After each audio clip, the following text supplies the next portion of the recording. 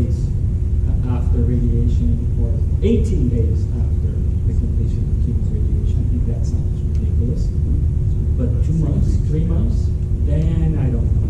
And I think that if you're going to be doing treatment that is this expensive, I would recommend following the trial. So Dr. Martins, thank you for the excellent talk here. As we all know, the neoadjuvant chemotherapy for early stage cancer died a slow death a few years back. But with now so many active therapies coming, is neoadjuvant therapy still dead in lung cancer, or is it having a resurgence?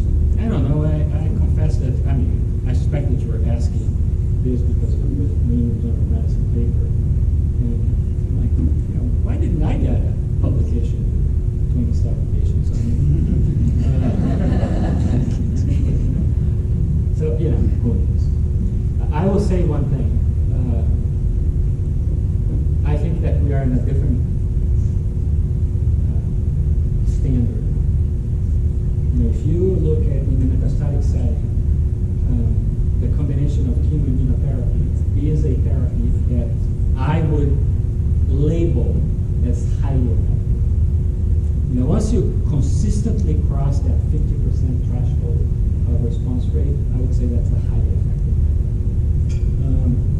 therapy. And should that be brought into the neoadjuvant setting? But then what you do after surgery, I would say chemotherapy. So, people that do academic thoracic oncology, we're going to be busy for a long time. There are so many questions to be answered. And that's not counting next year finding out that the combination, and I'm going to just invent a drug because we actually have some trials that are looking very encouraging, and I probably provided you some proof by saying what drug it is. But let's say CG 1305, combined with a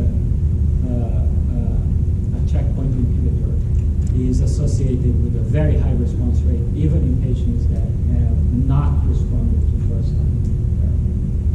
Well, now we're back to square zero, right? Well, let's do the trials in locally advanced disease.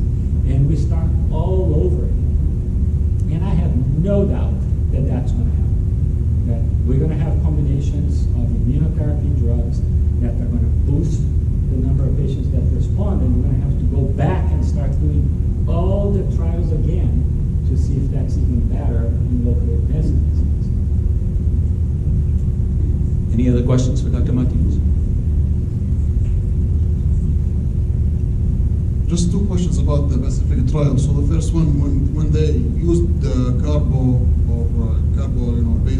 chemo, was it weekly carbotaxol? Yeah. So the 34%, it's weekly carbotaxol. And they did not use 2 cycles of adjuvant. Okay.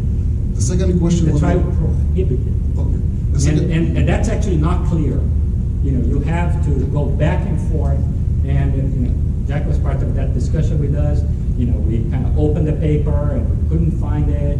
There was some rumor that was the case, and then we finally just reached out to the first author and said, what is it?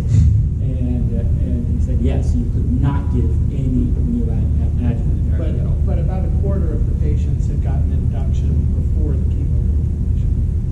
The second question is, it's given for people who have partial or complete remission, and usually we do PET scan like 8 to 12 weeks after finishing. Is that right? No. So this is based on RECIST evaluation only. And I don't know what your practice is. I would say that I've become tremendously skeptical of the value of PET scan after chemoradiation therapy, except if there is a new site of disease. But for the evaluation of the areas that have been treated with chemoradiation, I find that very important. In fact, we don't do it at all outside of the context of this. Any other questions? Did he stop smoking? He did. And he's trying to do the right thing for himself and his family. it's a struggle.